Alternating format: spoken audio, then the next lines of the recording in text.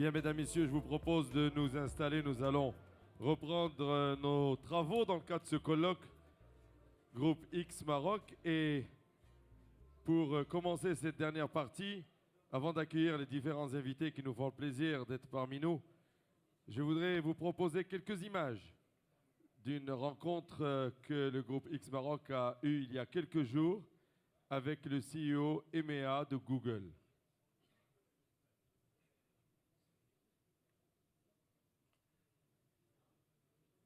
Mot de bienvenue de M. Khaled Safié, président du groupe X Maroc et relié des plans Casablanca. Au nom de vous tous, je souhaite la bienvenue à M. Carlo Nassar, qui est l'actuel président IMEA. Il est chez Google depuis 2009. Il est maintenant en charge de toute l'Europe, le Moyen-Orient et l'Afrique. C'est un découpage géographique assez particulier, mais ça montre un peu comment Google prend le monde.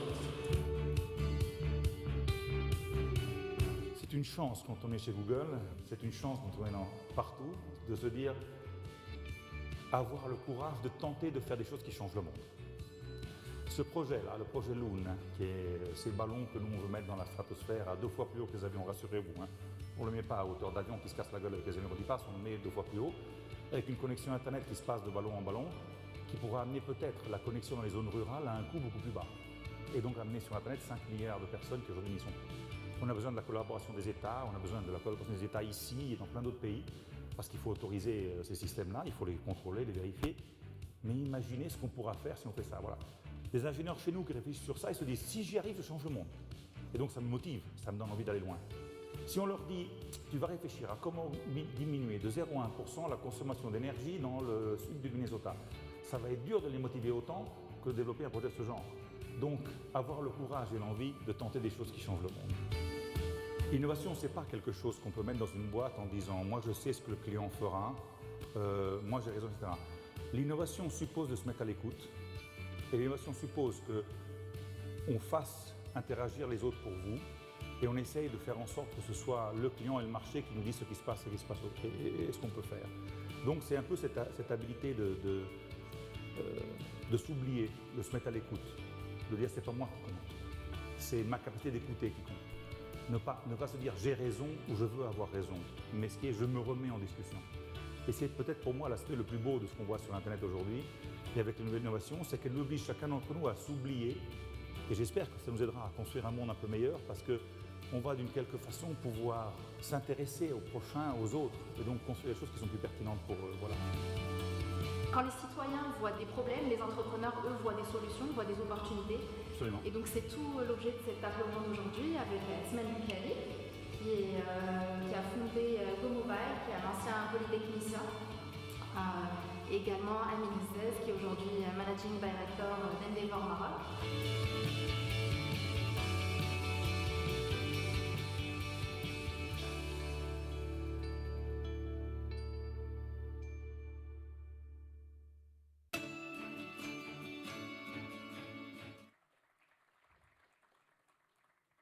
Bien, mesdames, messieurs, on va garder le même format que depuis ce matin et nous allons accueillir un premier invité pour un talk qui va nous permettre de planter un peu le décor.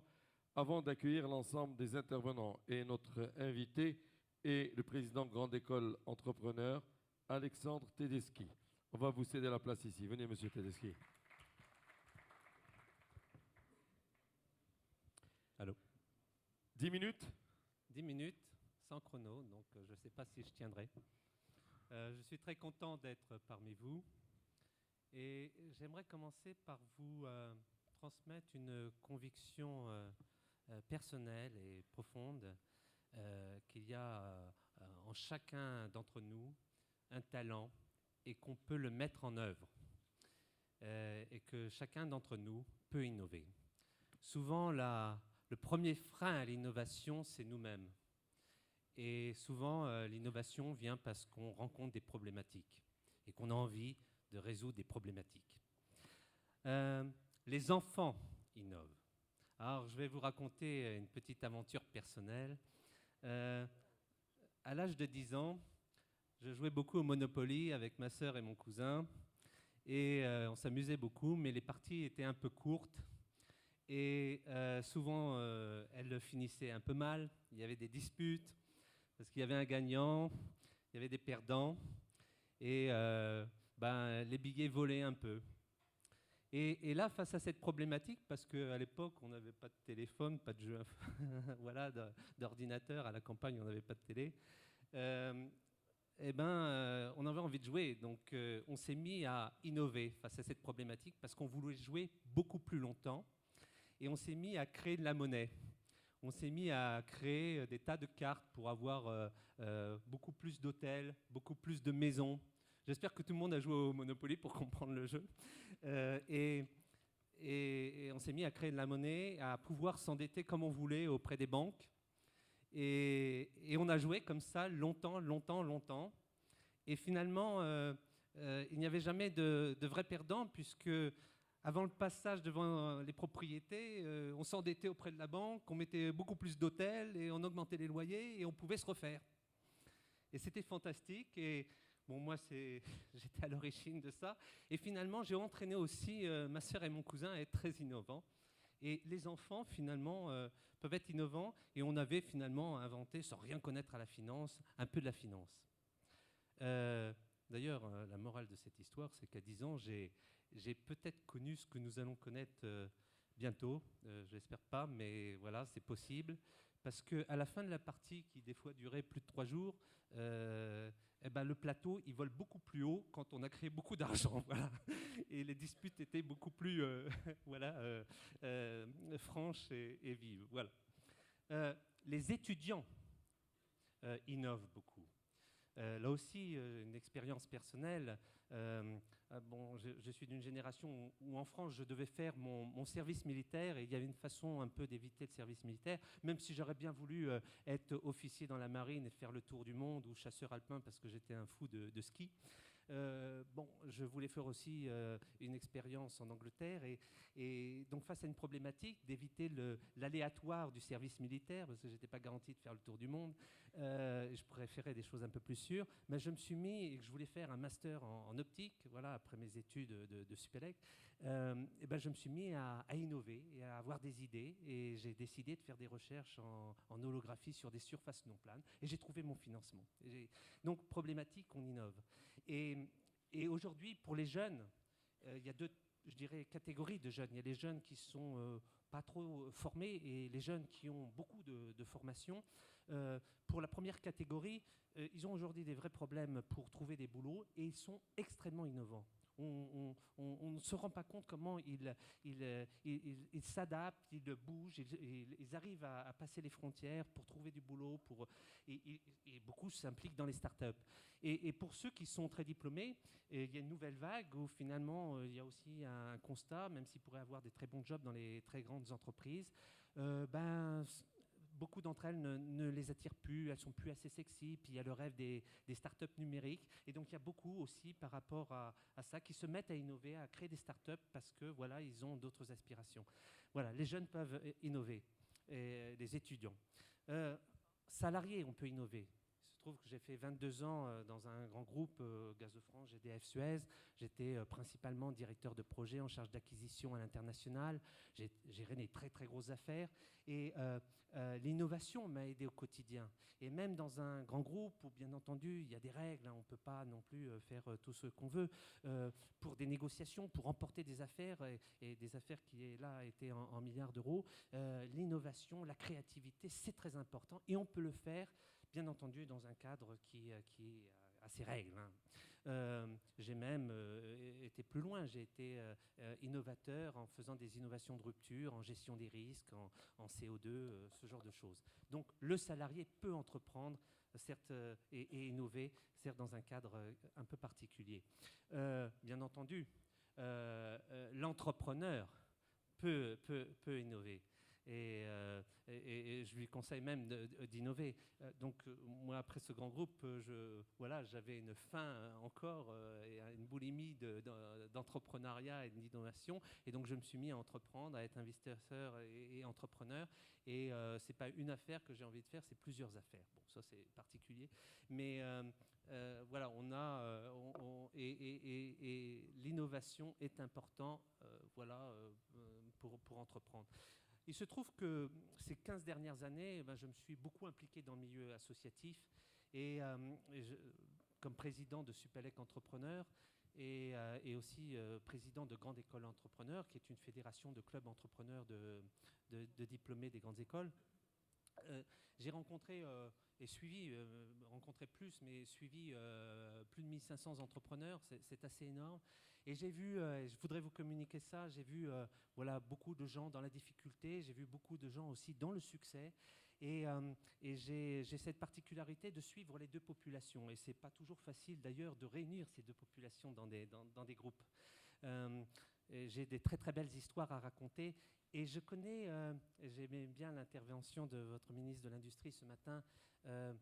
Quand on vit l'entreprise, il y a le monde théorique et tout ça que je connais et tous les systèmes qui aident, mais vivre l'entrepreneur, quand on suit les aventures, et je vais vous raconter brièvement 2 aventures, on se rend compte que même si on a été dans l'échec, on peut aussi réussir parce que le parcours de certaines réussites passe aussi des fois très près du gouffre.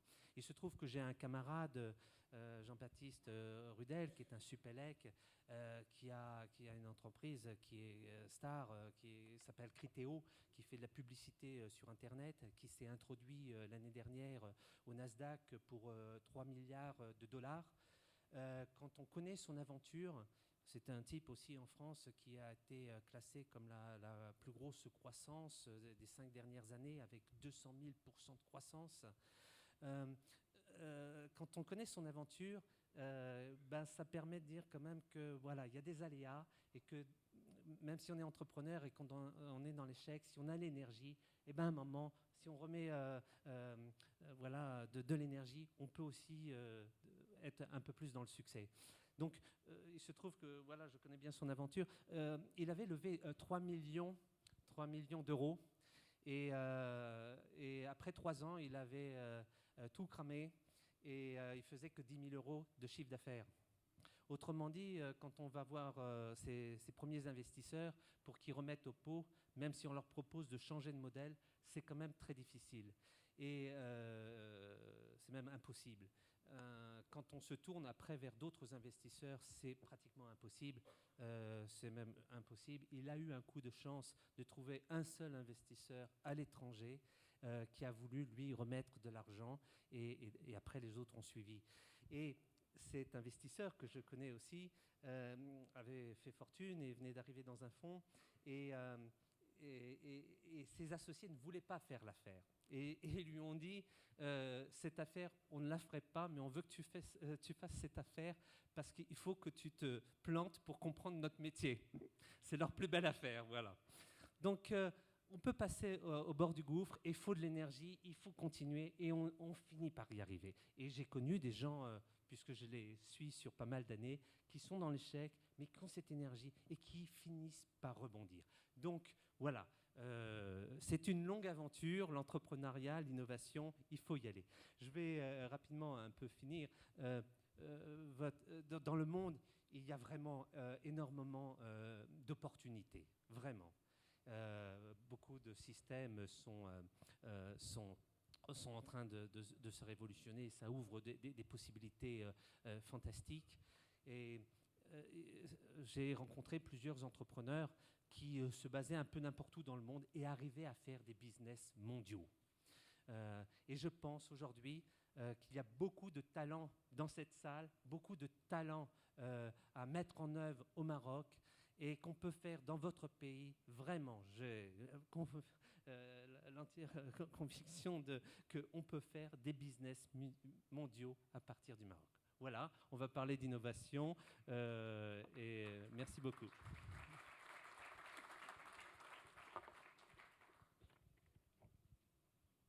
C'était bon pour les 10 minutes? C'était parfait. Vous voyez, j'ai quelques secondes de retard. Merci, installez-vous. Je voudrais accueillir à mes côtés l'ensemble des intervenants que nous avons dans cette partie-là et je voudrais vous demander, mesdames, messieurs, de leur réserver l'accueil qu'ils méritent pour venir partager avec nous leur regard sur ces sujets. Monsieur Moustapha Bakouri, président de Mazen. Merci beaucoup, monsieur le président. heureux et ravi de vous avoir parmi nous. Venez. Je voudrais vous proposer d'accueillir Monsieur Amin Mounir Aloui, vice-président de la Fondation OCP. Merci. Et membre du Conseil économique, social et environnemental. Monsieur Mathieu Sommek, directeur entrepreneuriat et innovation de l'École polytechnique. Je voudrais vous dire un grand merci pour vos tweets. C'est bien d'avoir un soutien comme ça. Et je voudrais vous proposer d'accueillir aussi Monsieur Diego Angel Ordinola, qui est senior économiste à la Banque mondiale et qui nous fera quelques benchmarks tout à l'heure. Merci beaucoup d'être là. Enfin, je voudrais accueillir un entrepreneur pour nous apporter son regard aigu sur ces sujets-là, Monsieur Saïd Rkabi, président du groupe Medtech. Bien, mon cher Saïd. Marhaba bik. Voilà. On est au complet. On va pouvoir échanger sur ces sujets et je voudrais vous proposer, de sorte à ce que nous puissions peut-être avoir une discussion sur les préoccupations de l'innovation chez nous, avec vos différentes casquettes, l'objectif étant de faire fonctionner dans les meilleures conditions le couple innovation et entrepreneuriat pour qu'on puisse marcher à deux jambes et réaliser de belles performances. Je voudrais pour commencer, si vous le voulez bien, donner la parole à Diego Angel Ordinola, qui est senior économiste à la Banque mondiale. Alors, regardez, je vais vous donner un petit outil qui va vous permettre de faire dérouler votre présentation d'ici. Et ça, en fait, le fait que vous allez nous présenter un benchmark va nous mettre en appétit pour avoir les réactions des uns et des autres. Mais ce que je vais vous demander, c'est de faire l'effort de gérer le temps. Merci beaucoup. Vous avez un micro? Voilà. Allô? Ok, et merci beaucoup et tous les intervenants. Donc, je vais rapidement faire la présentation. Je suis Diego Angel de la Banque mondiale et je m'occupe de volet emploi et protection sociale. Donc, très rapidement, je vais partir par la définition de l'innovation. Et c'est pareil à la définition que vous avez évoquée à travers des jeux de Monopoly. Monopoly parce que l'innovation, c'est en fonction de l'esprit de l'entreprise, mais surtout c'est là pour la création de la richesse. C'est très important. On fait l'innovation pour la création de la richesse, comme dans les jeux de Monopoly. Mais l'innovation, ce n'est pas seulement la technologie. L'innovation, c'est comme faire les choses d'une manière différente. Pour créer la richesse, très rapidement, et je ne vais pas passer par ça, mais la Banque mondiale est un partenaire de l'innovation. On a un portefeuille de plus de 18 milliards de dollars sur l'innovation, mais surtout dans les pays en développement, en Asie, à l'Amérique latine et aussi à l'Europe de l'Est. Les portefeuilles sur les domaines de l'innovation ici dans la région de MENA, ce n'est pas tout à fait comparable. C'est plus petit et il y a beaucoup de potentiel. Donc, c'est-à-dire qu'il y a un contexte que la région est risquée. Peut-être c'est une mauvaise perception, c'est une perception un peu du secteur privé. Et maintenant, je vais vous montrer un peu où est le Maroc par rapport à l'innovation. Il y a un index mondial de l'innovation. Et donc, voilà, les pays les plus performants sont les pays nordiques et aussi les États-Unis. Et voilà un peu le contexte régional. Et le contexte régional, les pays les plus innovateurs, c'est les Émirats. Mais Maroc est parmi les 7 les plus innovantes, avec l'index le plus élevé. Et presque moins pareil à Tunis et à Turquie. Mais encore, on remarque un déficit par rapport aux pays, c'est-à-dire dans tous les rankings, le Maroc, c'est le pays 84 sur la totalité des pays. Donc, il y a peut-être un peu de déficit d'innovation. Donc, quel est le problème du déficit d'innovation? Que peut-être la densité des entreprises est un peu faible par rapport au benchmark international. C'est pareil, c'est bien à niveau régional. Vous avez une densité d'entrée des entreprises pareille à celle de la Turquie, à celle de la Jordanie, mais un peu bas par rapport au Brésil, par rapport aux pays de l'Europe. Et aussi, peut-être, et ça c'est plus important, c'est la vitesse de croissance des entreprises. Si on remarque une entreprise moyenne au Brésil, après 15 ans d'existence, cette entreprise au Brésil, en moyenne, il y a 50 personnes, 50 travailleurs. Si on fait les mêmes benchmarks à la Jordanie, après 15 ans, ils sont peut-être 25 personnes. Mais au Maroc, après 15 ans, ils sont en plus 20 personnes.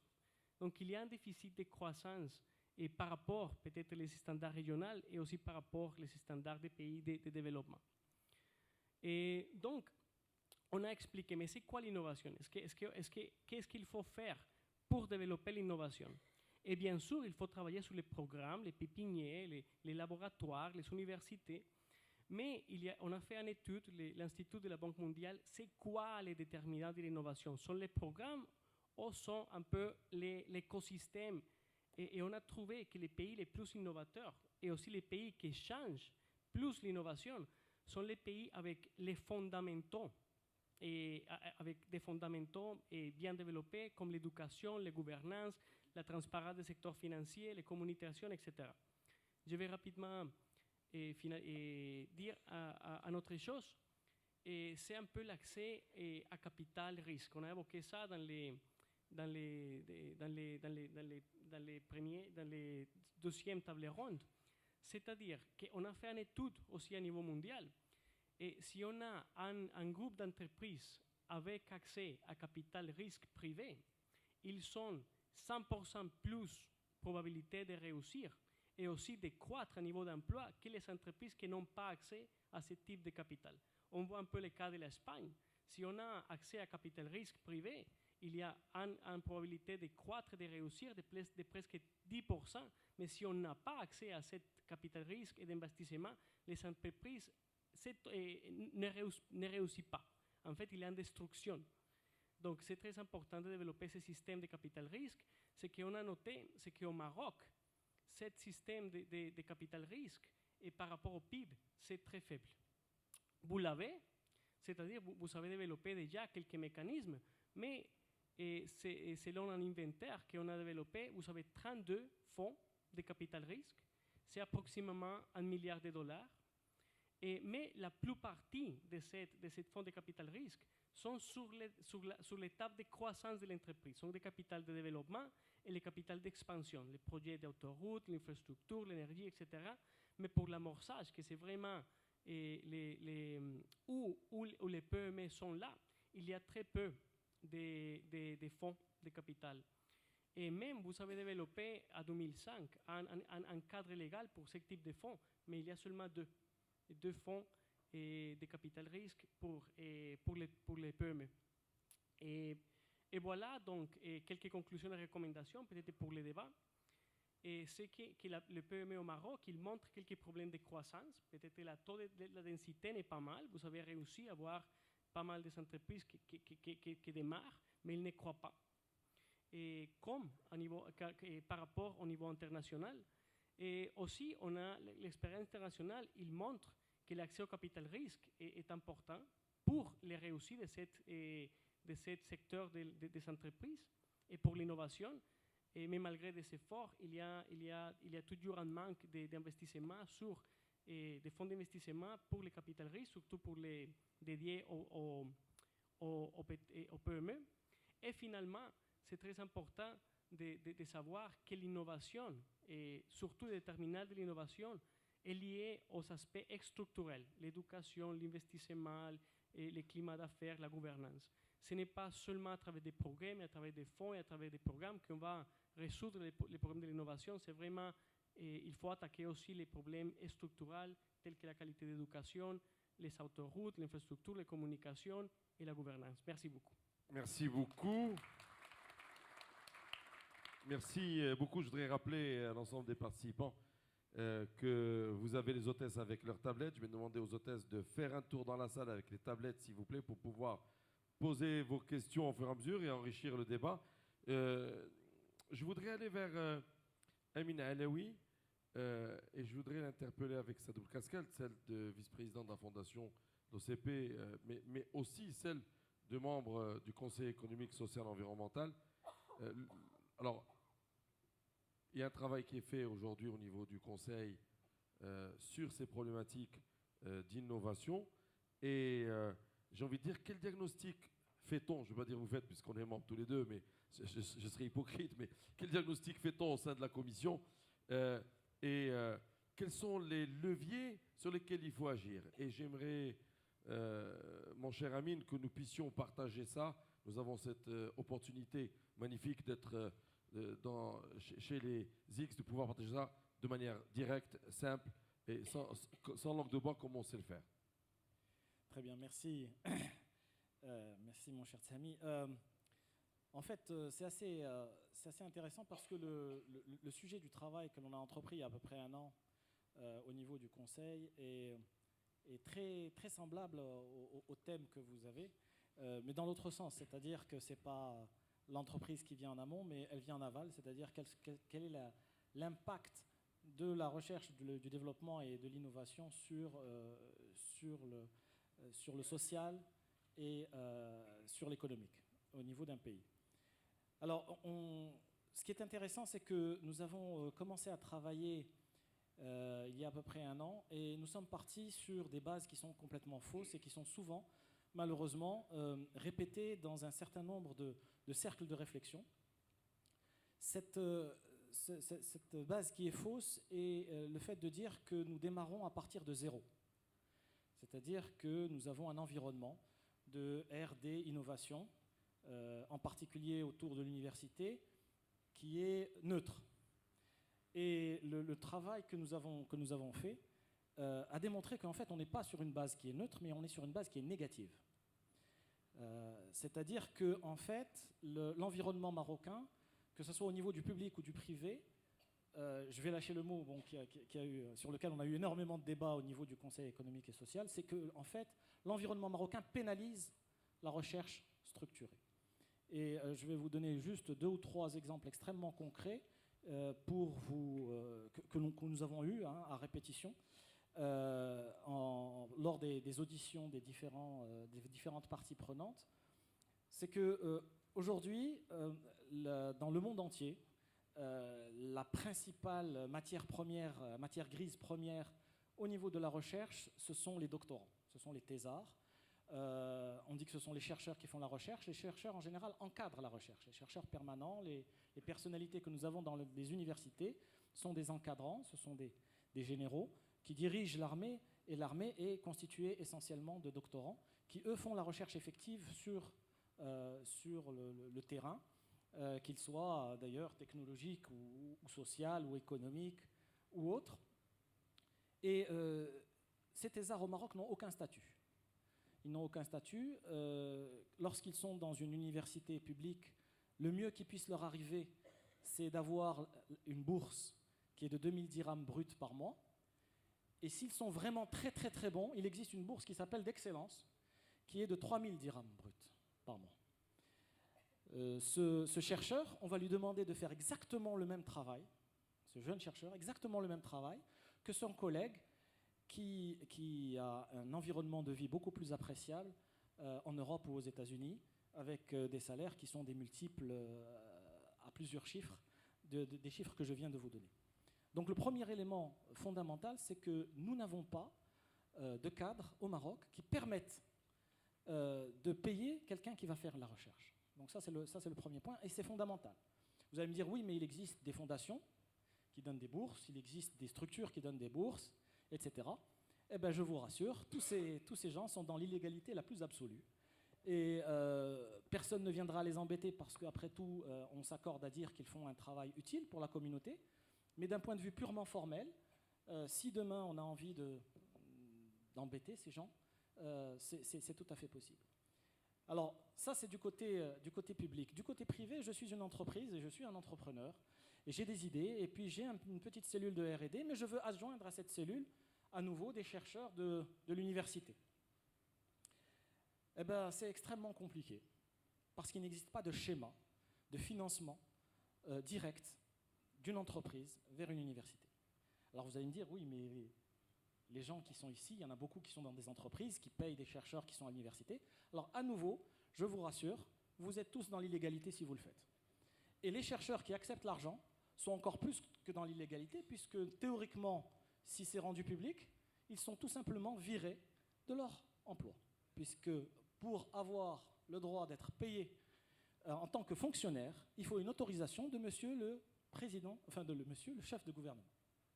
Voilà. Donc ça, c'est les règles.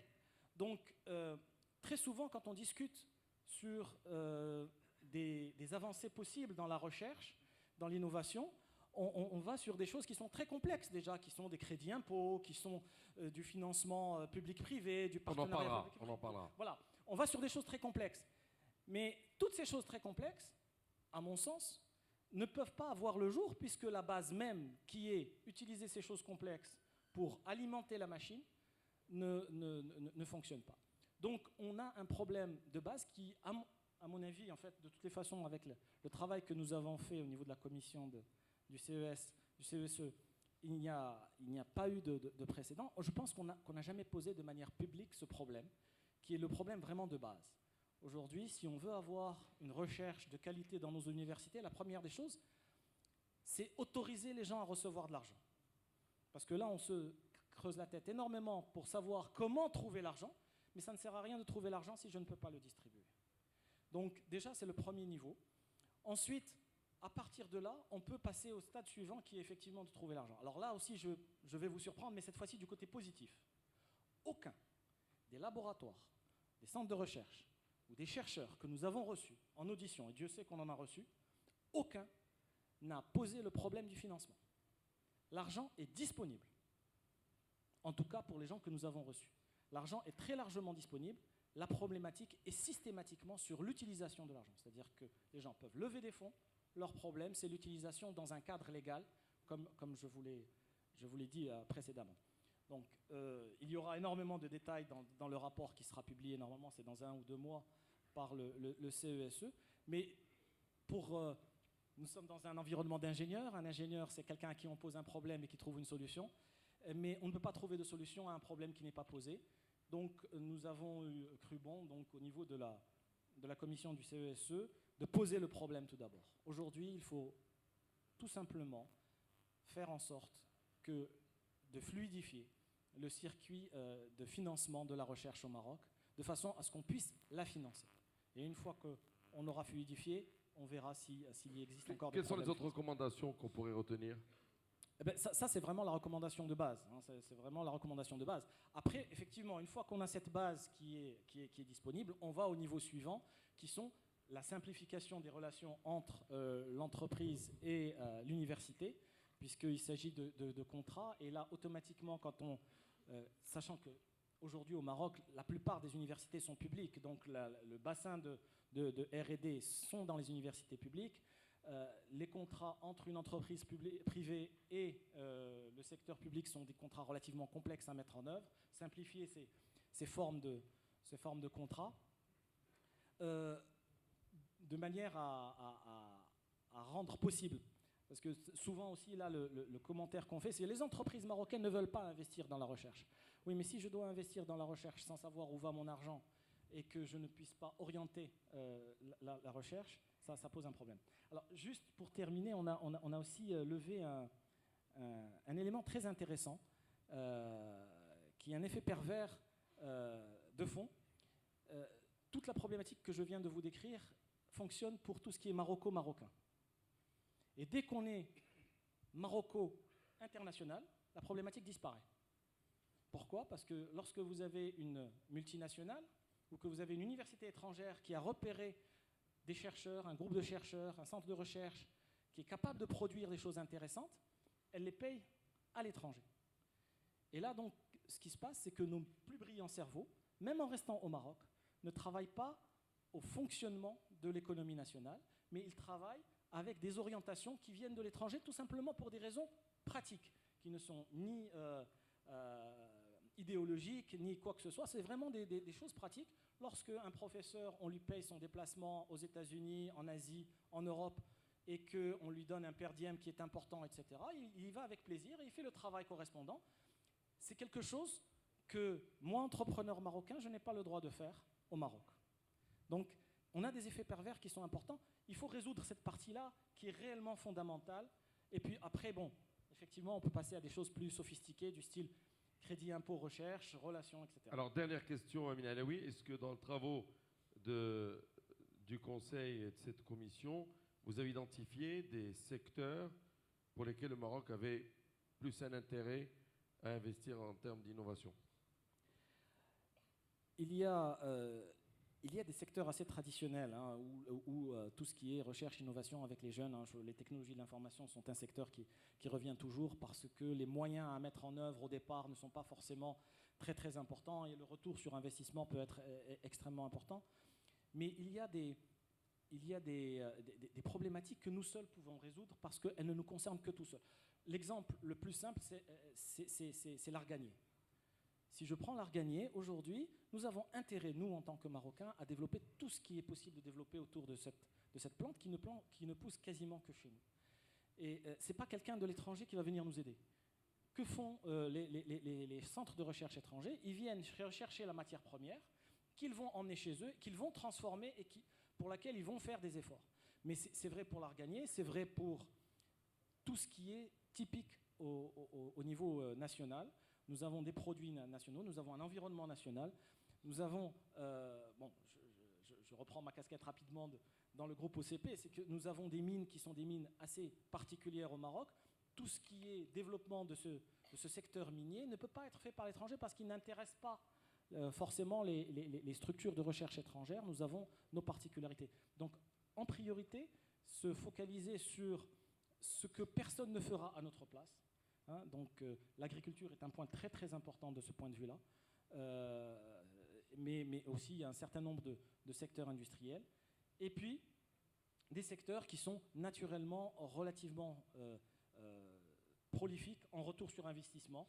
Hein, j'ai parlé des technologies de l'information. Nous avons un excellent exemple, effectivement, d'environnement qui fonctionne à peu près bien au Maroc, qui est le Technopark ici à Casablanca, mais qui, justement, ce qui est assez extraordinaire, c'est que nous avons un technoparc qui fonctionne bien avec des startups, avec des moyens de financement, avec de l'entrepreneuriat, avec du support. Et bien, ce technoparc, il est complètement divorcé de la recherche universitaire. Il n'y a aucune relation entre le technoparc de Casablanca et les universités marocaines.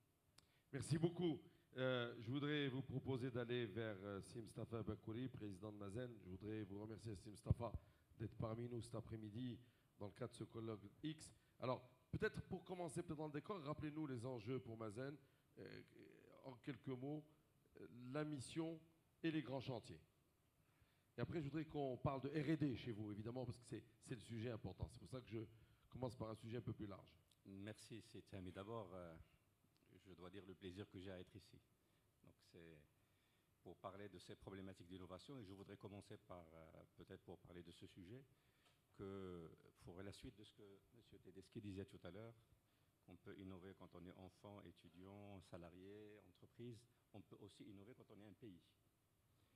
On peut aussi innover quand on est un pays. Et c'était le pari que le Maroc a pris au niveau de cette, je vais la qualifier d'aventure, de l'engagement sur les énergies renouvelables et sur le solaire en particulier.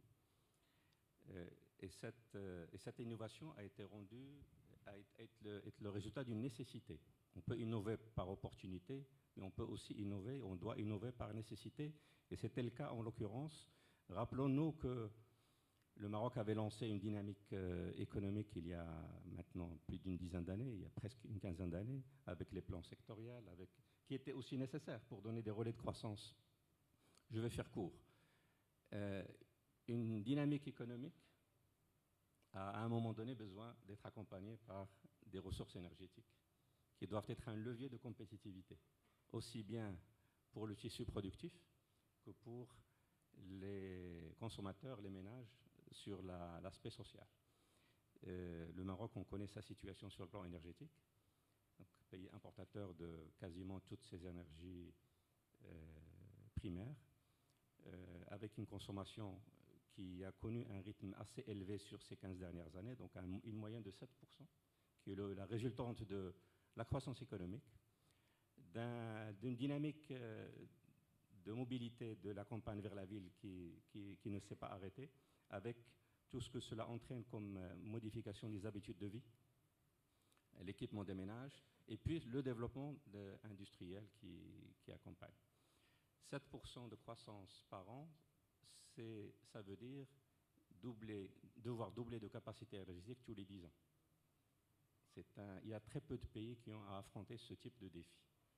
Et alors, affronter ce type de défi quand on n'a pas de ressources primaires, c'est une... Et donc, sur 20 ans, c'est multiplié par 4, ses capacités énergétiques. Alors, le Maroc a fait, pendant ces années, il était dans une dynamique d'investissement dans le secteur énergétique pour essayer d'accompagner ce rythme. Il l'a fait plus ou moins bien, mais à un moment donné, on se sent dépassé. Et le déclic pour le Maroc, rappelons-nous, l'été 2008, juillet 2008, le baril à 147 $. Avec les conséquences évidemment sur l'État, sur les finances publiques, et avec sur la compétitivité des entreprises et des ménages. Et donc tout le monde était d'accord qu'à ce moment-là, il fallait s'arrêter et essayer de sortir avec des solutions pour l'avenir. Et ne plus rester dans cette situation on subit, avec à l'époque des brillants esprits qui voyaient le baril arriver à 200 $ assez rapidement. Donc si ça devait être le cas, évidemment, ça aurait été un drame pour des économies comme la nôtre au moment où nous en parlions. Donc rapidement, il fallait sortir avec une vision, une stratégie et de préférence des plans d'action qui accompagnent cette stratégie. Pour sortir de la dépendance, pour aller vers la compétitivité et pour créer aussi, et c'est là où je veux, et pour créer aussi à l'occasion de nouveaux gisements de croissance autour de ce secteur énergétique. Assez naturellement, les énergies renouvelables sont rentrées dans l'équation et évidemment avec l'idée de le faire sur la base de nos ressources, des ressources dont nous disposons. L'hydraulique, l'éolien et puis le solaire qui allait s'introduire pour la première fois. Dans le même temps, et ce qui a facilité aussi l'orientation vers cette stratégie, c'est qu'une dynamique internationale en matière de recherche et développement et en matière d'évolution de ce secteur et des technologies liées à ce secteur encourageait, parce qu'elle indiquait un sens, une dynamique qui, grosso modo, on avait une perspective d'énergie fossile qui allait continuer d'augmenter et une perspective au niveau des énergies renouvelables où les coûts amorçaient des baisses et devaient pouvoir continuer à amorcer ces baisses. Le Maroc a estimé que c'était le bon moment de s'engager et de s'engager de manière suffisamment consistante pour faire de ces énergies, de l'énergie solaire en l'occurrence, ce relais de croissance. Alors, mais un choix aussi audacieux. Mais il fallait innover sur plusieurs plans. Voilà. Il fallait innover sur le plan institutionnel d'abord. Il fallait qu'une telle aventure, entre guillemets, ne vienne pas mettre en péril les atouts que nous avions entre les mains. Il était hors de question de mettre en difficulté l'ONE plus qu'il ne l'était par exemple. Il fallait que dans le cadre de cette stratégie, se donner les moyens institutionnels pour ne pas uniquement chercher à produire de l'électricité, mais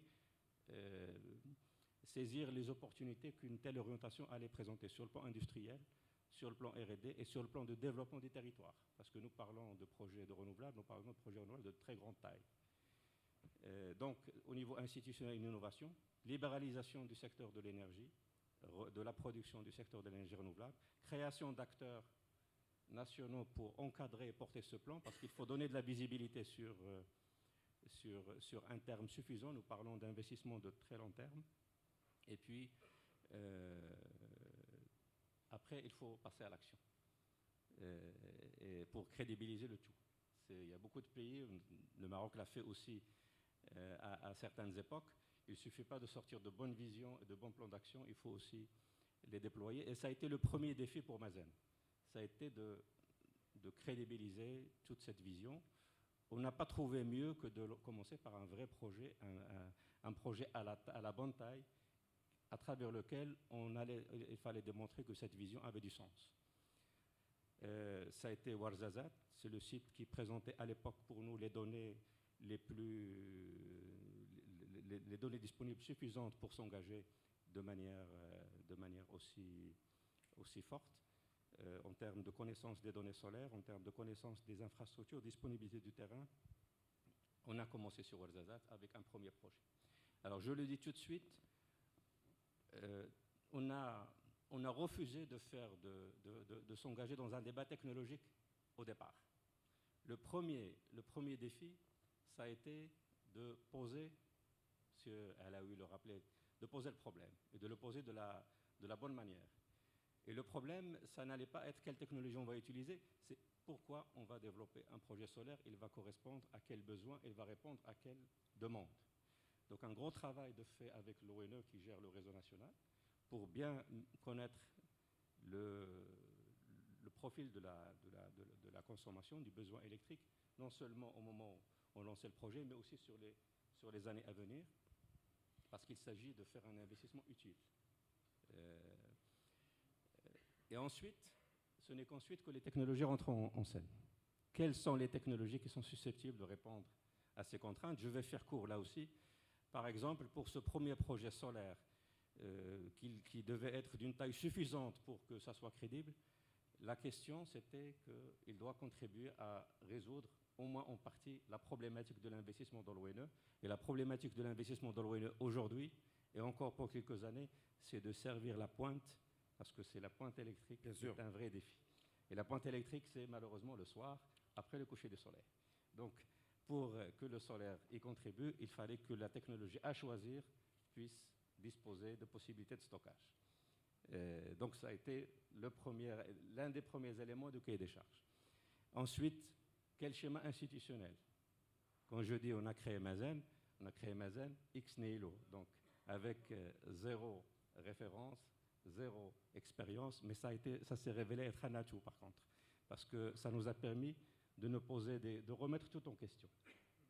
Mais il s'agissait de faire des choses sur lesquelles on n'allait pas prendre des risques nouveaux. Donc quel schéma institutionnel? Donc, la résultante de tout ce travail, c'était d'opter pour un schéma IPP dans le jargon Independent Power Production, faisant appel à des développeurs qui s'engagent à faire de la conception, de la construction et de l'exploitation sur un délai donné, avec aussi l'apport des financements, mais avec le souci aussi de faire cette bonne répartition des risques, tout en cherchant à mettre le pied dans le secteur, dans les technologies, dans le développement de ces projets, pour qu'à un moment donné, ces sujets puissent être développés au Maroc. Parce qu'un pays qui développe ce type d'énergie à ce niveau-là doit avoir aussi l'ambition de capter chez lui le savoir, surtout que dans certains cas, le savoir est à créer. Il n'est pas encore créé, y compris ailleurs. Donc le schéma institutionnel, d'abord le pourquoi des projets, leurs fonctions, le schéma institutionnel, ensuite viennent les aspects techniques et technologiques, et puis le schéma financier, qui est important, qui a été l'objet aussi d'une innovation. Nous avons fait appel à des financements de bailleurs historiques qui devaient financer un projet privé. Et donc l'innovation, c'est que le fait qu'on ait un Mazen qui existe, on s'est intercalé entre les deux. On a emprunté de l'argent de bailleurs de fonds à des conditions concessionnelles extrêmement avantageuses, qu'on a reprêté dans le cadre d'un project financing aux développeurs, aux côtés duquel nous sommes au capital. Donc ça donne des schémas qui pourraient faire l'objet de présentations dans d'autres cadres, assez peu courants dans ce type de projet, mais qui ont permis de mobiliser les financements nécessaires, d'utiliser aussi certaines flexibilités sur les monnaies, par exemple, de financement pour gérer les risques de change que l'on a fatalement dans ce type d'opération en général. Et ensuite, il faut continuer le chemin. Donc c'est ce que nous sommes en train de faire. Je dis développer le projet, c'est l'un des aspects du plan solaire. Il y a aussi le reste. Et le reste, c'est par exemple la participation à l'émergence d'un tissu national autour de ces projets d'énergie. Je le dis tout de suite, il y a plus compliqué, il y a des secteurs plus compliqués que le solaire. Il y a peut-être dans les esprits que c'est très compliqué, oui. Il y a plus compliqué. Donc il y a un travail qui... Ça veut dire qu'il y a des opportunités, c'est ça qu'on doit comprendre. Donc alors, il y a des opportunités. Est-ce qu'il y a des opportunités aussi de création d'entrepreneuriat? Et est-ce qu'il y a des opportunités d'entrepreneuriat et d'innovation pour des entreprises de taille moyenne? Ces opportunités sont par définition extrêmement nombreuses. Mais il faut aller les faire, il faut les construire. Il ne suffit pas de les décréter, il faut les construire. Et nous avons été dans cette logique de construction, d'abord à faire un gros travail en amont pour essayer d'identifier le potentiel. Ce travail nous a révélé qu'il y a possibilité pour des entreprises nationales de faire partie de ce travail sur des bases compétitives. Je le dis et je le souligne, parce qu'il ne s'agit pas de faire les choses pour les faire, il s'agit aussi d'avoir le souci de la durabilité et de la duplicabilité. Donc, sur la base de ce potentiel, on a invité les développeurs à faire attention et à regarder au niveau de ce tissu national et à nous faire des offres sur ce qu'on appellerait le contenu local, qu'on a fixé à 30%. À 30% de l'investissement. Et par la même occasion, en parallèle, on s'est adressé aux entreprises, donc au patronat, aux fédérations concernées, en faisant deux choses. D'abord, en leur décrivant ce que nous sommes en train de faire. C'est déjà un premier pas important et en le faisant dans le détail. Et d'où l'importance de la crédibilité. C'est de dire à des entreprises, voilà ce que nous sommes en train de faire sur les 10 prochaines années, voilà les projets qu'on va faire, à vous de jouer aussi. Parce qu'on ne peut pas faire le travail des entreprises à leur place. Ça a été la première étape. Donc ces 30% sont atteints. Sur les deux projets suivants, on a monté d'un cran, mais on ne s'est pas arrêté là. On a dit qu'il faut créer un espace qui va fédérer non seulement ces entreprises ou celles qui potentiellement peuvent être concernées, mais les autres acteurs de la chaîne, des universités, des bureaux d'études. Donc aujourd'hui, c'est la vocation de ce fameux cluster solaire qui a été lancé en début d'année, qui devrait atteindre son régime de croisière et qui devrait être le lieu de synergie à trouver, à rechercher autour. Alors, c'est un modèle en construction. C'est un modèle en construction, tout est en construction. L'objectif étant d'arriver à un écosystème qui va s'auto-alimenter, mais il faut bien construire les choses pièce par pièce. Il faut avoir un cap, le cap nous l'avons. Et je voudrais aussi réagir à ce que disait Sir Alaoui, ce qui manquait à la recherche, c'est ce cap. Notre recherche a besoin d'un cap. Il y a beaucoup de chercheurs qui font parfois des choses qui sont éloignées de ce que pourrait être une utilité et donc une possibilité d'avoir des débouchés et donner donc des financements directs à la recherche. C'est l'un des défis que nous avons au niveau de la recherche. Merci. Merci beaucoup, Moustapha Bakouri, pour l'ensemble de ces précisions. Vous disiez en introduction de vos propos que Alexandre Tedeschi disait que un enfant pouvait innover, qu'on pouvait, dans plusieurs situations, qu'un pays pouvait innover. Est-ce que le patron d'un parti politique peut aussi innover? Je n'ai pas osé le dire, mais un pays doit innover et doit réformer. Ouais. Et c'est le rôle des politiques. Voilà, merci beaucoup. C'est extrêmement important parce que dans un pays comme le nôtre qui est en plein mouvement, et comme vous avez aussi la casquette d'être à la tête du PAM, c'est important de vous interpeller, mais que vous nous interpelliez aussi sur le rôle qu'on doit jouer les uns et les autres pour faire avancer les choses et changer dans notre environnement. On évoquait la relation...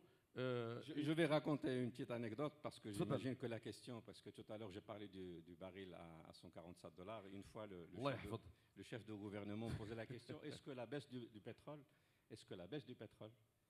aura une conséquence sur nos projets, parce que j'imagine que la question est présente dans les esprits. La réponse est qu'elle aurait une conséquence quand l'électricité baisserait. Les éléments qui forment le coût du kilowattheure électrique, ils ne sont malheureusement pas orientés vers la baisse. Par contre, cette baisse du pétrole donne des marges de manœuvre au niveau des budgets publics qu'il faut voir comment les orienter de manière utile vers les secteurs qu'on devra retrouver demain, et les énergies renouvelables en font partie. Merci beaucoup.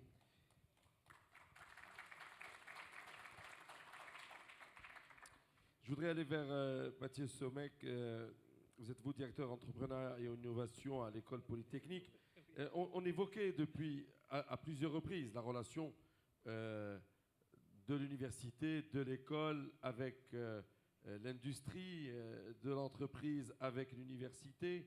Et j'aimerais vous demander quel type de talent il faut pour que les uns intéressent les autres. Alors c'est une excellente question que beaucoup beaucoup de personnes se posent à travers le monde. C'est une question pas facile. C'est une question qui a probablement plusieurs réponses, ou en tout cas plusieurs axes pour aborder cette question intéressante. Je ne vais pas parler de problématiques, même si je pense qu'on pourrait parler de problématiques. En fait, ce qu'on constate, c'est qu'effectivement, on a des inventions très pertinentes qui sont développées dans beaucoup de labos de recherche de par le monde, et en particulier à l'École Polytechnique. Ça, c'est une vérité. On a des inventions chaque jour plus intéressantes, et j'insiste sur le mot invention à ce stade. On a de l'autre côté des entreprises. On l'a vu aujourd'hui, on l'a dit à peu près à l'occasion de chaque table ronde, chacun des intervenants l'a mentionné. Chaque entreprise essaye d'innover. Il y a une course à l'innovation qui est de plus en plus frénétique. Les cycles d'innovation sont devenus de plus en plus courts. Et malgré tout, les entreprises sont obligées de serrer leurs coûts, avec à chaque fois la question de se poser est-ce que je touche à mon budget de R&D ou pas? Donc naturellement, l'interaction entre les labos de recherche académiques, labos de recherche au sens large au final, et les entreprises se pose. Chacun tente ses actions pour y remédier. Nous, à l'École Polytechnique, en fait, on a fonctionné, si je prends un petit peu de recul et si je remonte quasiment sur ce qui s'est passé au cours des 10 dernières années, on a fonctionné en 2 temps. En 2005, je dis nous, j'étais pas à l'école en 2005, mais l'École Polytechnique en 2005 a fait le choix, pour essayer de répondre à cette question justement de l'interaction entre les grands groupes, parce que d'abord on se focalisait sur les grands groupes et les laboratoires de recherche, elle a créé une direction des relations industrielles et des partenariats qui avait pour objectif de se focaliser sur les inventions. Là encore, je ne parle pas d'innovation, je parle vraiment d'invention. Et donc là, l'idée, c'était de développer des collaborations entre des équipes de recherche à l'école et des entreprises qui travaillaient ensemble sur des projets communs. Assez tôt, on ne parlait pas encore uniquement de transfert de technologie, on disait on va travailler ensemble sur un sujet qui nous intéresse et on va voir ce qui en sort. Si des choses pertinentes en sortent et que ça intéresse l'entreprise, l'entreprise sera privilégiée pour valoriser tout ça. Et puis si elle n'est pas au cœur de ses compétences mais qu'il y a quand même des choses intéressantes, la direction des relations industrielles et des partenariats de l'école verra ce qu'elle peut faire pour essayer de transférer ça à d'autres industriels en préservant bien sûr les intérêts du partenaire. Donc on a monté des relations qui démarraient toujours, et ça c'était un standard, sur une rencontre entre un chercheur et puis une personne au sein d'une entreprise. Alors ils ont pu se croiser à l'occasion d'un colloque, c'est le cas le plus fréquent, ou au cours de toute autre interaction.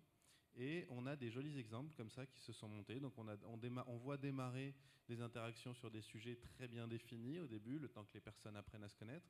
Et puis progressivement, les collaborations se font de plus en plus longues dans le temps, avec des sujets qui sont moins bien définis et qui sont plus ouverts, plus des voies de recherche, et qui permettent d'explorer ensemble en se fixant un peu moins de barrières et en se rapprochant un peu plus de ce qu'on constate de ce que sont les laboratoires de recherche des grands groupes eux-mêmes. On a en fait un petit peu une partie de nos équipes qui ne nous appartiennent plus quand on se place du point de vue de l'entreprise, et une partie de ces équipes sont dans des laboratoires. Et ça, c'est le résultat d'une relation qui se noue et qui se construit progressivement. La confiance s'établit et la connaissance s'établit également. Donc ça, c'est des choses qu'on a fait au cours depuis 2005, qu'on fait régulièrement, de plus en plus régulièrement. Comme je disais, les relations et les collaborations se sont allongées. On monte aujourd'hui des chaires d'innovation et de recherche à l'École Polytechnique. C'est des contrats de collaboration assez ouverts, mais qui ont une durée de 5 ans, renouvelables éventuellement, et au cours desquels on va dire les grands chefs de l'entreprise et puis de l'école se rencontrent ponctuellement une fois par an pour voir comment les choses se développent. Mais le reste du temps, les équipes travaillent ensemble et développent des choses, développent des programmes de cours, et ça c'est important, on voit apparaître le lien entre la recherche et l'enseignement, mettre des étudiants, alors nous dans notre cas c'est les étudiants de l'École Polytechnique, sur des problématiques d'entreprise au cours de programmes de recherche financés en tout ou partie par l'entreprise. Et donc, on avance sur ces sujets-là avec des ressources qui sont partagées, vraiment partagées, apportées à part plus ou moins égales, mais en tout cas l'idée est de faire qu'il y ait un apport conjoint des deux parties pour faire en sorte que des développements se fassent avec pour objectif de déposer des brevets et de voir comment on les valorise derrière. De manière plus récente, et ça c'est il y a 2 ans, c'est l'arrivée de Jacques Biot qui a marqué ce tournant à l'école. On a créé le pôle entrepreneuriat innovation dont je m'occupe. Et donc là, l'idée était d'aller au-delà de l'invention qui sort des laboratoires et d'aller plus vers l'innovation. Donc la différence que je fais entre les deux, l'innovation, c'est une invention qui a rencontré son marché et qui a démontré qu'elle avait un marché qui pouvait générer du chiffre d'affaires. Et donc là, pour ce faire, Jacques Biot est arrivé avec la vision partagée par bon nombre de personnes aujourd'hui et de plus en plus de personnes que l'innovation pouvait effectivement se développer dans les grands groupes, et on continue à collaborer avec des grands groupes, mais elle pouvait se développer beaucoup plus rapidement et en tenant compte des cycles d'innovation qui ont tendance, comme je le disais tout à l'heure, à se raccourcir, elle pouvait être portée par des startups. Et ce qu'on voit aujourd'hui, c'est des étudiants, des jeunes diplômés qui s'emparent de problématiques business qu'ils ont soit identifiées au cours de discussions, soit que des entreprises sont venues proposer. Et ce matin, Franck Paccard vous parlait des projets scientifiques collectifs qui est un programme que l'on mène auprès de tous les 2e années de l'école. Donc chaque 2e année de l'école passe toute la 2e année à consacrer une journée par semaine à ces projets. Et donc, ils s'emparent d'un sujet et ils le développent en le traitant sous un angle qui n'est pas forcément celui que l'apporteur de l'idée avait initialement, mais en faisant à la fois un travail scientifique ou technologique et puis en regardant les débouchés, le potentiel business. Donc ce qu'on voit de plus en plus, et peut-être pour répondre à la question qui était posée de manière plus spécifique, je pense que les projets d'innovation aujourd'hui sont de plus en plus complexes. Ils se positionnent de plus en plus à la frontière, en tout cas quand il y a de l'innovation technologique, à la frontière entre différentes disciplines. Et pour ça, ils nécessitent des compétences qui sont de plus en plus variées et qui imposent que des équipes s'associent. Et aujourd'hui, on fait en sorte que ces équipes, elles, mettent à contribution des compétences variées. Et les étudiants qui arrivent avec un œil neuf, qui arrivent avec en faisant preuve de beaucoup d'audace, complètent les équipes qu'on voit se développer et qui rapprochent au final aujourd'hui les entreprises et les laboratoires académiques au travers de ce que l'on appelle régulièrement l'open innovation. Merci beaucoup. Je voudrais, avant d'aller vers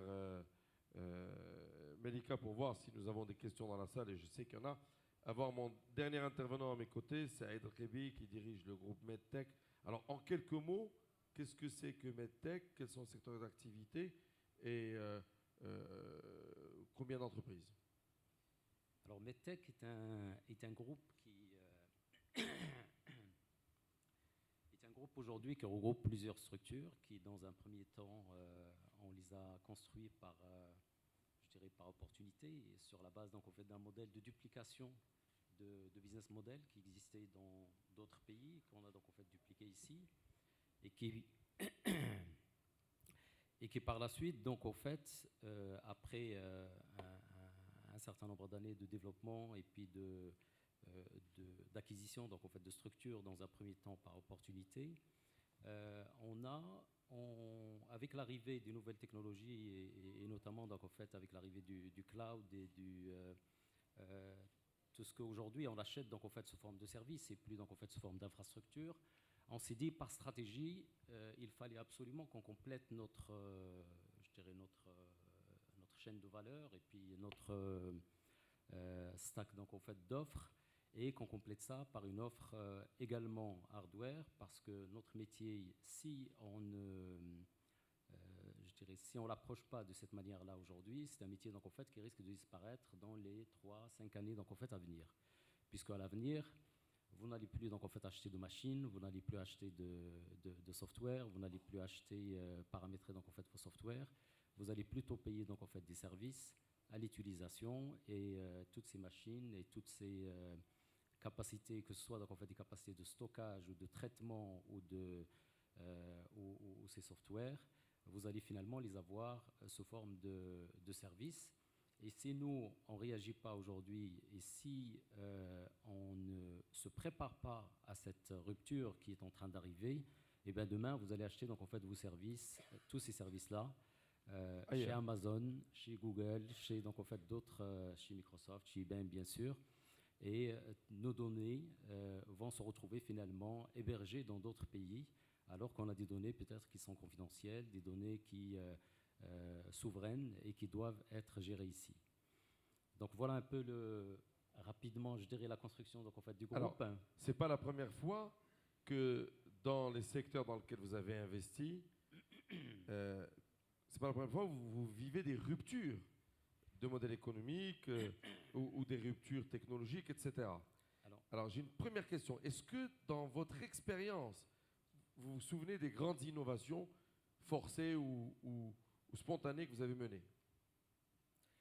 Alors les plus importantes, moi je pense, c'est l'arrivée en fait d'Internet, puisqu'aujourd'hui on parle de avant Internet et après Internet. Avant Internet, effectivement, donc en fait les entreprises pour innover, on était dans des structures de projet, bien qu'on reste encore dans ces modèles-là.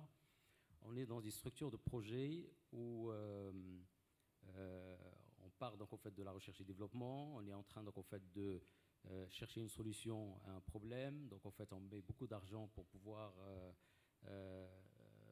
justement développer je dirais ce savoir et puis faire de la recherche et développement pour pouvoir arriver à un produit. Aujourd'hui, avec l'ère justement de l'Internet et avec tout ce qui est offert aujourd'hui sur les réseaux, on est dans un autre modèle d'innovation. Et on est en fait dans ce qu'on appelle aujourd'hui l'innovation collaborative ou l'innovation donc en fait combinatoire, c'est-à-dire que à partir d'un élément qui a été je dirais trouvé par quelqu'un, on va pouvoir donc en fait construire sur cet élément-là et arriver peut-être à autre chose. Et donc on est dans des schémas d'innovation. J'ai justement Sibakouri parlait donc en fait de l'innovation par nécessité. Mounir, donc en fait, Amin Mounir, donc en fait, parlait de l'innovation par l'innovation en fait structurée qui part de la R&D en cherchant donc en fait à trouver quelque chose et en faisant donc en fait en menant toute une étude et en faisant travailler des chercheurs avec l'entreprise pour pouvoir trouver ces projets-là. Aujourd'hui, dans notre secteur ou je dirais avec l'arrivée donc en fait de l'internet, on est aussi dans des modèles qui sont des modèles d'innovation donc en fait spontanés, où on part de quelque chose et on arrive à tout à fait autre chose et on se rend compte que finalement on a innové, on a donc en fait trouvé quelque chose qui et j'ai un exemple en tête donc en fait de deux Émiratis donc en fait qui sont partis d'un projet de faire un shawarma à Dubaï, qui sont partis donc en fait qui ont créé un réseau autour de leur restaurant. Les gens ont commencé donc en fait à interagir avec eux, ils se sont retrouvés à gérer une communauté de gens qui voulaient donc en fait venir prendre ce shawarma dans leur restaurant. Et puis après 3 mois de travail, ils ont voulu donc en fait prendre des vacances et ils ont demandé à leur communauté de leur conseiller où ils pouvaient donc en fait aller passer des vacances. Et les gens donc en fait ont commencé à leur conseiller, à leur donner une destination, où est-ce qu'il fallait donc en fait aller. Et puis parmi les gens qui faisaient partie de leur communauté, certains donc en fait venaient de Sri Lanka et qui leur ont conseillé un chemin, des endroits à voir, ainsi de suite et tout ça. Et en partant dans cet endroit-là, ils ont pris des photos, ils ont posté ces photos, ils ont parlé de ce circuit-là. Et derrière, donc en fait, la communauté leur a commencé à leur demander la prochaine fois quand vous faites un voyage, dites-nous où vous allez. Et puis finalement, ils ont fini par créer une structure dans le domaine du voyage où ils conseillent une communauté à voyager. Voilà. Ils sont partis donc en fait d'un projet qui était un projet de restaurant de shawarma avec une communauté et ils se retrouvent finalement dans un autre projet qui est un projet je dirais de conseil en voyage touristique. Je ne sais pas si j'ai répondu à la question. C'est parfait, oui, tout à fait. Merci beaucoup, Saïd, et vous pourrez peut-être réagir tout à l'heure avant la conclusion. On va prendre quelques questions et je voudrais remercier Melika Hamidouche de son appui. Alors, j'ai 4 questions. La première est pour Monsieur Angel Urdinola. C'est comment améliorer le classement du Maroc aux indices innovation. On a vu un tweet tout à l'heure qui nous parlait d'un classement pas très... Oui, 84. Voilà. Bon. On est derrière de nombreuses nations. On a des progrès à faire. Oui, on a des vrais progrès à faire, il faut le dire. Donc le comment là-dessus. Ensuite, une question pour Monsieur Bakouri. Après le secteur énergétique, quel serait le prochain secteur à regarder pour développer l'innovation au Maroc? Troisième question, pour Monsieur Saïd Rkeibi. Comment insuffler, faire émerger l'esprit d'innovation chez chaque collaborateur en grande entreprise? Dans une grande entreprise? Oui. Ok. Merci beaucoup. C'est bon pour l'instant? J'en ai une petite dernière. Allez, une petite dernière. C'est pour Monsieur Alaoui et c'est concernant l'expérience de l'université Mohamed VI de Ben Guerir. Est-ce que cette expérience-là a pour vocation de développer le rapprochement entre la recherche et le monde de l'entreprise? J'espère, parce qu'elle est enfantée par une entreprise. Hein. Enfin, on va le laisser répondre. Parce que sa maman est quand même une entreprise. Bon, d'accord, on va le laisser répondre. Allez, on va commencer par l'entrepreneur, Saïd. Il y avait une question.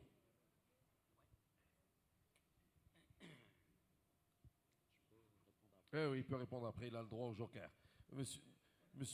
Monsieur Bakouri, quel est le prochain secteur sur lequel on devrait se pencher au niveau national sur cette grande question d'innovation?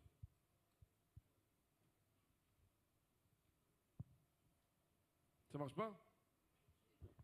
Si, ça marche. Non,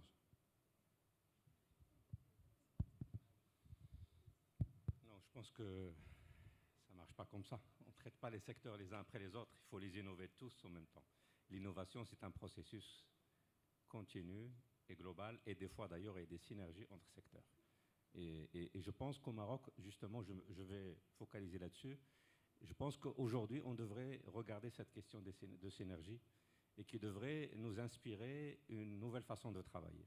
Nous avons, par exemple, lancé ces plans sectoriels qui ont donné, pour la plupart, des résultats concrets, mais il y a des gisements liés à ces synergies extrêmement importants.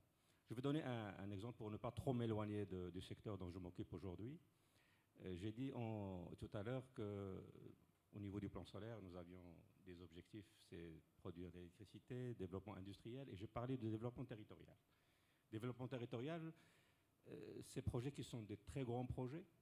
Je donne juste, pour illustrer, les projets de Ouarzazate, 500 MW, c'est 3000 hectares, à comparer c'est la ville de Rabat. Donc c'est des projets qui devraient bouleverser les lieux de leur implantation. Donc je pense qu'il est indispensable d'avoir un souci, c'est que ce bouleversement soit positif. Et pour qu'il soit positif, il faut l'organiser. Et dans ce souci d'organisation, nous avons pris l'initiative de réunir la plupart des départements qui ont des projets ou qui ont des politiques publiques dans ces territoires. C'est le ministère de l'Intérieur, l'agriculture, le tourisme en l'occurrence, l'habitat, la santé. Et d'abord pour présenter ces projets qui vont évidemment bouleverser, qui peuvent avoir un impact sur la planification, et les invitant à faire deux choses. D'abord à parler de leur plan de développement, et ensuite à leur demander qu'est-ce que vous pouvez faire de différent par rapport à ce que vous avez envisagé, et qu'est-ce que vous pouvez faire de plus pour que nous ayons des effets cumulés plus importants que ce qui était envisagé. Je pense que si ce type de démarche pouvait se systématiser, voire s'institutionnaliser, on créerait l'innovation. Vous avez dit tout à l'heure, et vous avez parfaitement raison, l'objectif est de créer de la richesse. Et donc tout moyen qui permettrait de créer de la richesse durable est pour moi de l'innovation. Donc je pense qu'il n'y a pas de limite. Tous les secteurs sont aptes à faire objet d'innovation. Merci. Amina Alaoui. Je pense que tu as déjà partiellement répondu à la question. C'est clair que l'université Mohamed VI Polytechnique est une université qui va être orientée très largement sur l'entreprise et sur l'innovation, je vais dire, en relation directe avec le développement économique. Ça, c'est extrêmement important. Il y a un point qui est intéressant aussi, ça a été dit tout à l'heure, mais il faut le souligner, c'est que l'innovation est le fruit de collaborations qui peuvent être absolument aléatoires en amont. Lorsqu'il s'agit de travailler sur un environnement particulier, lorsque on est dans une entreprise, c'est la grosse différence entre l'innovation qui peut être faite en entreprise et celle qui peut être faite en université, c'est que dans une entreprise, les gens travaillent dans la même direction, pratiquement tous. Et quelle que soit la taille de l'entreprise, on a quand même une orientation particulière et les gens travaillent à peu près dans le même secteur, même s'il y a des gens qui se mélangent. À la différence d'une université où il y a des gens qui ne se seraient jamais croisés autrement que s'ils se retrouvaient sur un campus. Quand vous prenez une université, en sortant ici, on va sur l'université Hassan II de Casablanca, vous rencontrez sur le même campus des gens qui vont des technologies à la sociologie, en passant par l'archéologie, l'informatique, etc. Et c'est la rencontre de tous ces gens-là qui peut aussi donner naissance à énormément de projets et à énormément d'innovations, à énormément de à condition qu'ils travaillent ensemble. Qu'ils se rencontrent déjà. Et qu'on bannisse la culture ou l'adabi. C'est la réalité. Hein. Là, et que le... Oui, on peut... Non, mais bon. D'accord. On se comprend. On se comprend parfaitement. Non, mais déjà, le premier point, c'est de se rencontrer physiquement. C'est que les gens aient un espace de débat où ils puissent se rencontrer, discuter, etc. Sinon, ils n'auront jamais l'occasion de travailler ensemble. Et c'est pour ça que l'université reste un lieu extrêmement important d'innovation et de R&D parce que c'est le lieu par excellence. C'est une super direction R&D d'entreprise. C'est la R&D du pays, hein, comme le disait Bakori. On a besoin d'une R&D du pays qui accède à l'ensemble des problématiques et qui peut faire en sorte d'accéder à des solutions qui sont des solutions innovantes par la mixité justement de l'ensemble. Merci. Alors, on va avoir la réponse de Saïd Kebi et après, ça sera à vous. Allez-y. Moi, j'ai deux entreprises qui ont développé justement cet esprit d'innovation. C'est l'entreprise 3M, que vous connaissez tous, et qui a aujourd'hui des milliers donc, en fait, de produits et d'inventions dans leur catalogue. L'entreprise justement 3M donnait à chacun de leurs employés un certain nombre d'heures par semaine où les employés donc, en fait, pouvaient réfléchir à des innovations, des inventions et les inscrire dans le programme donc, en fait, de l'entreprise. Après, l'entreprise donc, en fait, travaille sur ces programmes-là et c'est effectivement le produit donc, en fait, voit le jour. La personne donc, en fait, qui travaille a un droit d'auteur sur cette invention. Et c'est comme ça comment on a donc, en fait, le post-it, enfin, tous ces produits-là viennent d'innovation parfois donc, en fait, de leurs salariés. Google fait la même chose aujourd'hui, donne en fait, à chacun de leurs employés une journée par semaine pour travailler sur des projets qu'ils aiment, sur lesquels ils aiment travailler. Ce sont bien sûr des projets qui sont inscrits dans le programme de l'entreprise, mais la personne donc, en fait, peut choisir de prendre une journée et d'aller travailler sur un autre projet qui n'est pas le projet sur lequel il travaille. Et comme ça, donc, en fait, ça l'enrichit, ça lui ouvre donc, en fait, d'autres possibilités et ça lui permet donc, en fait, de travailler sur des choses qu'il aime bien faire.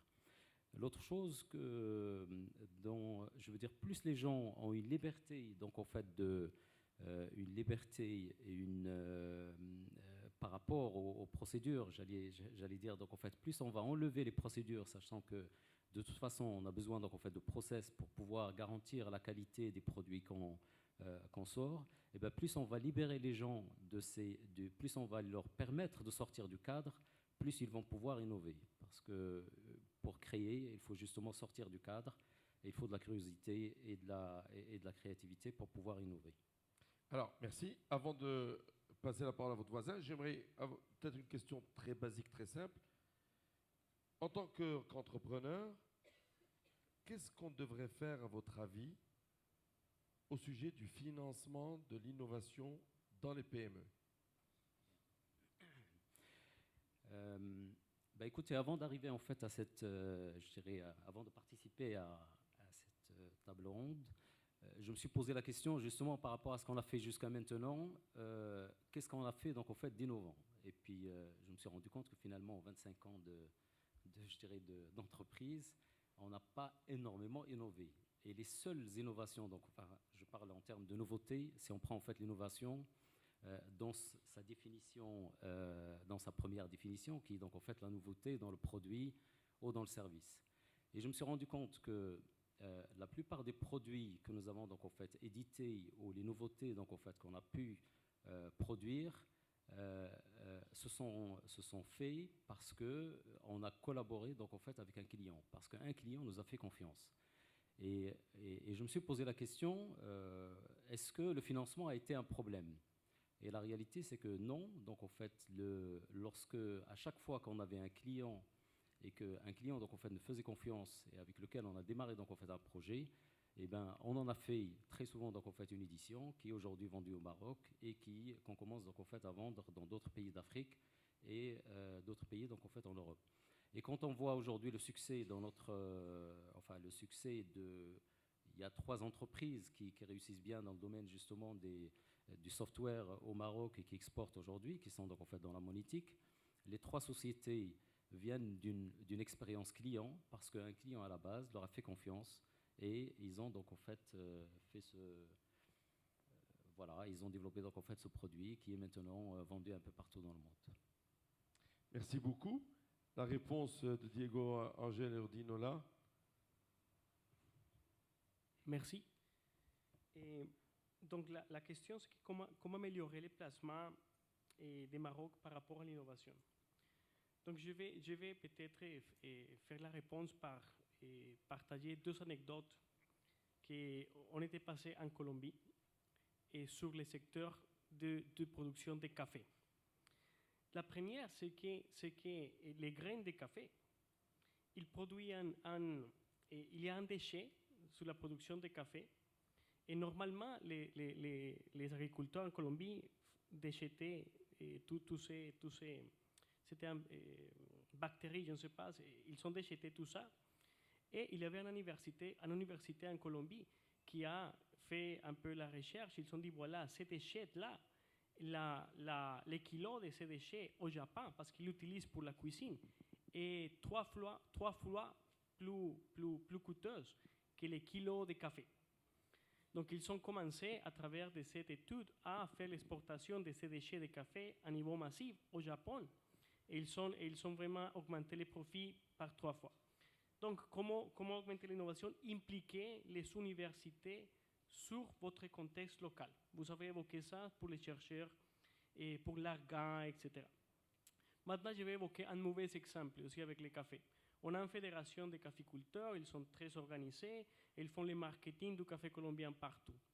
Et il y a une dizaine d'années, peut-être plus, il y avait 2 jeunes hommes qui ont approché la fédération à New York. Voilà, on a une idée pour vous, on aimerait que vous investissiez avec nous et vous allez être notre partenaire. La fédération elle a dit non, nous sommes bien, on fait bien. Et ces 2 jeunes hommes sont aujourd'hui les propriétaires de Starbucks. Ils ont approché la fédération en Colombie pour dire voilà, je veux que vous me donniez tous vos cafés et maintenant je vais faire un petit les magasins de café. On a dit non, nous sommes bien, on travaille avec les grands locaux, les distributeurs, etc. Donc, à mon avis, ça c'est un mauvais exemple. Et ça c'est un peu pour qu'on n'écoute pas les idées innovatrices. Et donc, comment est-ce qu'on peut améliorer les placements au Maroc? Investir sur les universités et faire la recherche d'universités pratiques au problème local. Et aussi, ce n'est pas seulement le développement des R&D local, c'est aussi les R&D qui est ailleurs. C'est-à-dire, il y a une technologie qui est développée ailleurs. Maintenant, nous sommes dans un monde global. Il faut aller chercher cette technologie et l'appliquer ici. On a noté ici que la région Maghreb est la région la moins intégrée à niveau d'échange de capital, mais aussi à niveau d'échange de connaissances. Il faut profiter plus de la globalisation. Et la dernière chose, mais vous avez beaucoup fait de progrès sur ce volet-là, c'est l'infrastructure. C'est l'amélioration toujours de l'infrastructure, de la logistique. Et ça, je vois que le Maroc il a fait beaucoup d'investissements. Merci. Merci pour ces réponses. Je voudrais vous demander de saluer l'ensemble de nos intervenants à cette table ronde. Très haut niveau. très haut niveau et franchement qui nourrit beaucoup aussi en complément de ce que nous avons fait depuis le début de la journée. Nous allons attaquer la partie conclusion. Je voudrais vous libérer. Voilà, merci messieurs. Je vais vous laisser retourner dans la salle. Merci. Nous allons passer à la synthèse avant d'appeler le président pour la conclusion.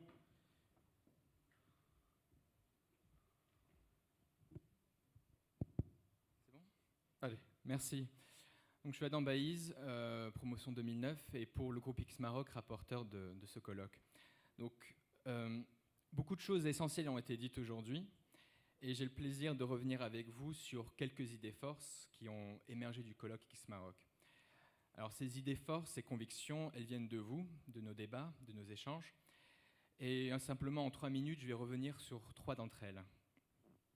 Alors aujourd'hui, vous avez d'abord affirmé cette première conviction, c'est que pour créer des emplois, oui à l'innovation, oui à l'entrepreneuriat. Alors pourquoi ? Eh bien simplement parce que l'innovation fait émerger de nouvelles idées, alors que l'entrepreneuriat valorise ces idées, les matérialise, les concrétise en de nouveaux produits, de nouveaux services et donc des emplois. En cela, innovation et entrepreneuriat sont des leviers complémentaires et incontournables pour la prospérité sociale et économique. Mais finalement, en disant cela, nous sommes en train de dire une évidence. Et en réalité, la question qui nous a tous mobilisés aujourd'hui, c'est plutôt comment stimuler l'innovation et l'entrepreneuriat pour stimuler la création d'emplois et la croissance. Et donc aujourd'hui, j'ai relevé en réponse à cette question une deuxième conviction, c'est que pour entreprendre, pour innover, il nous faut un cadre adapté au contexte marocain et un cadre propice. Concrètement, un cadre propice pour entreprendre, c'est une plus grande transparence dans les opportunités sectorielles, c'est une plus grande clarté et fluidité dans les démarches administratives, c'est aussi un accompagnement plus personnalisé dans les phases de lancement et surtout de développement. On a beaucoup insisté de développement d'une entreprise. Ça peut être aussi, j'ai noté, des financements pas forcément plus accessibles, mais en tout cas plus responsabilisants. Et concrètement, un cadre propice pour innover, et on a beaucoup insisté là-dessus, c'est la culture de l'audace, de la persévérance face au risque, face à l'échec. C'est une émulation bienveillante avec ses pairs. C'est des programmes de formation et de tutorat, c'est une fiscalité incitative pour les startups innovantes et bien d'autres choses. Enfin, la troisième conviction qui est ressortie aujourd'hui, c'est que la jeunesse doit être au cœur des politiques d'incitation à l'entrepreneuriat et à l'innovation. Et nous parlons bien de toutes les jeunesses marocaines, la jeunesse des grandes écoles bien sûr, la jeunesse émigrée, mais aussi et surtout la jeunesse des universités, des lycées et des collèges marocains, la jeunesse de l'économie informelle, la jeunesse des œuvrés.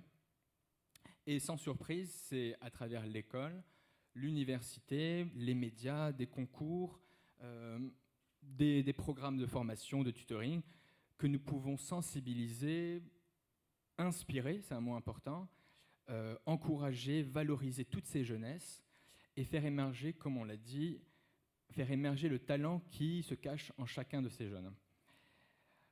Fondamentalement,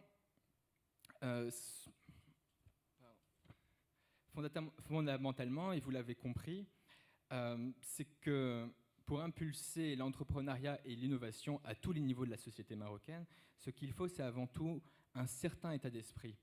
Un état d'esprit qui nous pousse à observer, on disait à écouter tout à l'heure, à imaginer, à réfléchir, à convaincre, à tâtonner, parfois à foncer, se tromper, rebondir et s'adapter. Et c'est sans doute là le principal enseignement du colloque X Maroc aujourd'hui, c'est que vous ici et vos collègues, vous qui êtes des cadres, des entrepreneurs, des financiers, des hommes politiques, des professeurs ou encore des responsables d'associations, vous avez chacune et chacun un rôle essentiel à jouer pour diffuser cet état d'esprit au plus grand nombre.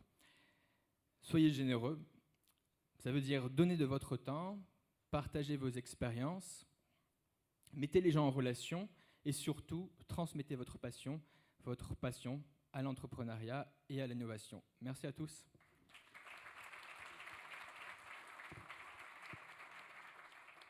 Merci mon cher Adem. On va maintenant passer à la remise du prix puisque Nous avons eu les pitchs tout à l'heure et nous avions convenu de remettre des prix, ou un prix en tout cas.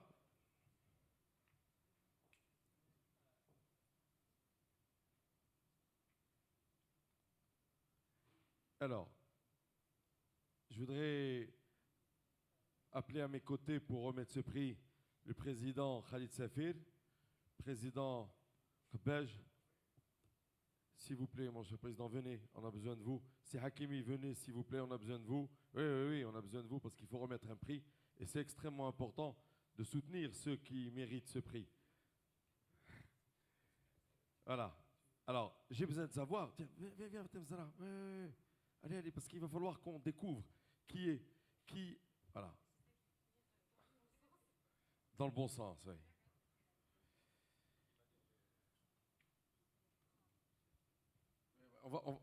Elle va nous les annoncer.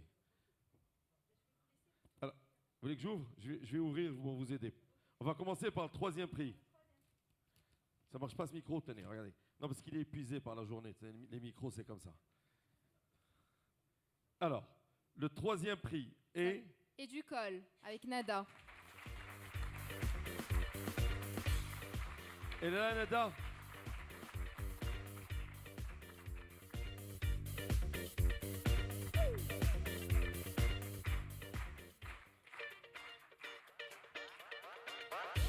Prix remis par C. Hakimi. Félicitations. Du coup, Nada va pouvoir bénéficier d'un prix de 5000 dirhams pour Educol.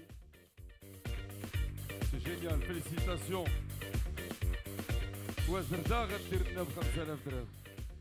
Allez, on va aller au 2e prix. Ouais, mais garde la musique là, c'est bien ça, c'est sympa. Ah ouais, c'est festif, vas-y en régie, mets-moi un fond. Ça te coûte pas plus cher là. Ah, voilà, merci. C'est la même consommation électrique. 2e prix. Alors 2e prix, on appelle Biodome et Fatem Zahra.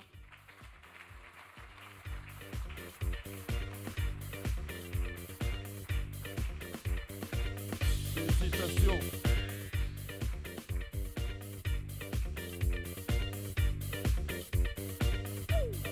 Allez. Et le 1er prix. C'est génial. Ah ouais, sympa. Ah ouais, alors, on avait 5000 dirhams. Moi, j'aime bien entendre les sous. Les papiers, c'est bien, mais j'aime bien entendre les sous. C'est combien? Alors 2e prix, c'est 15 000 dirhams pour Biodome. Wow.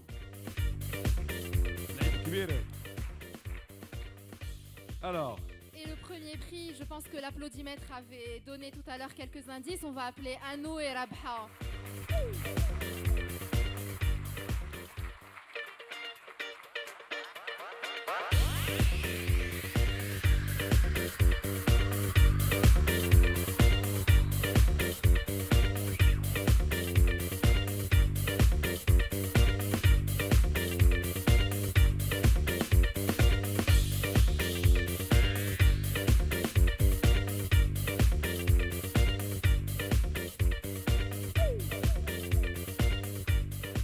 Félicitations.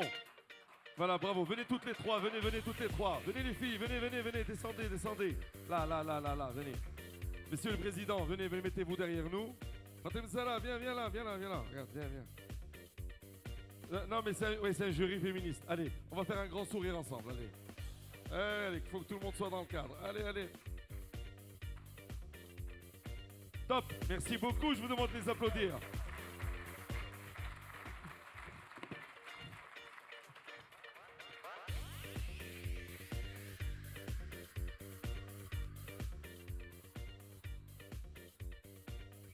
Super, merci messieurs. Je voudrais demander, je voudrais demander au président Safir de nous faire une conclusion pour notre rencontre et on va avoir la lecture du message adressé au cabinet royal. Quelques mots de conclusion, monsieur le président. Oui, de clôture, merci.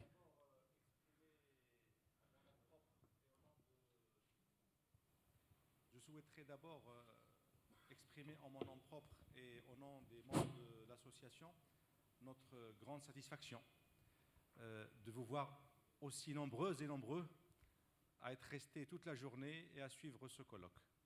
Ça montre la pertinence de la thématique qui a été choisie, la pertinence pour l'économie marocaine de créer plus de richesses, et de créer plus d'emplois pour nos jeunes. C'est l'un des plus grands défis qui nous attendent tous pour les années à venir. Une nouvelle fois, souhaiterais aussi exprimer en mon nom propre et au nom des membres de l'association et de l'équipe d'organisation notre gratitude et notre reconnaissance à Sa Majesté le Roi Mohammed VI Lensro d'avoir parrainé et d'avoir donné son haut patronage à cette manifestation.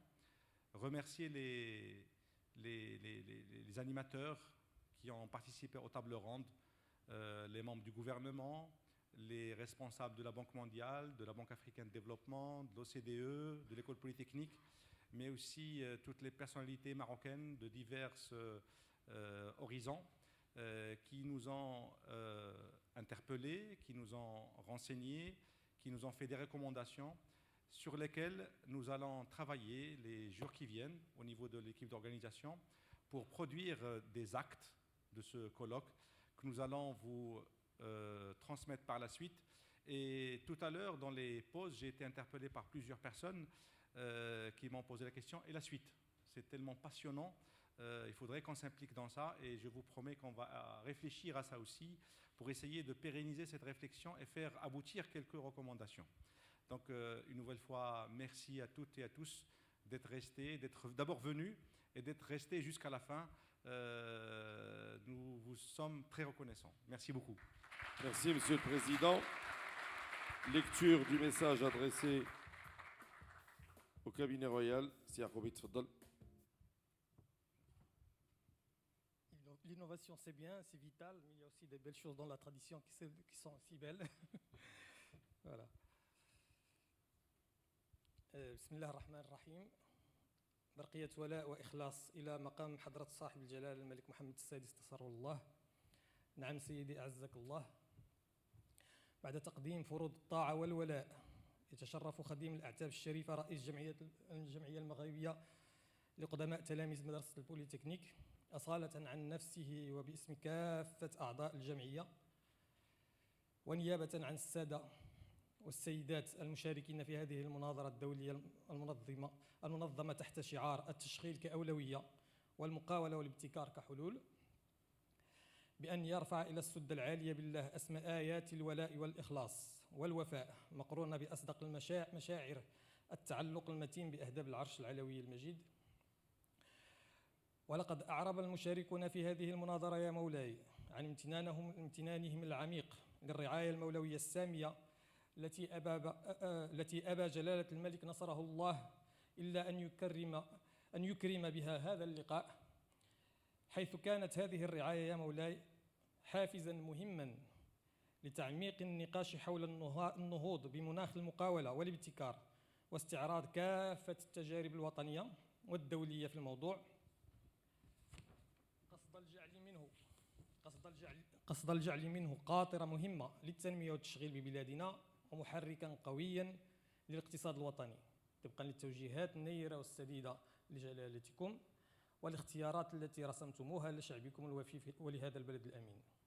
حفظكم الله يا مولاي بما حفظ به الذكر الحكيم وأبقاكم ذخرا وملاذا لشعبكم الوفي وأدام على جلالتكم نعمة النصر والتمكين وأطال عمركم وسدد خطاكم وقر عينكم بولي عهدكم المحبوب صاحب السمو الملكي الأمير المبجل مولاي الحسن وسائر أفراد الأسرة الملكية الشريفة، إنه سميع مجيب. والسلام على المقام العالي بالله ورحمته تعالى وبركاته. وحرر بالبيضاء في 2 رجب 1436 الموافق 21 أبريل 2015 خديم الأعتاب الشريفة خالد سفير رئيس مجموعة إكس ماروك الجمعية المغربية لقدماء تلاميذ مدرسة بوليتكنيك الفرنسية. Merci à tous, excellente soirée. C'était un vrai plaisir de vous accompagner.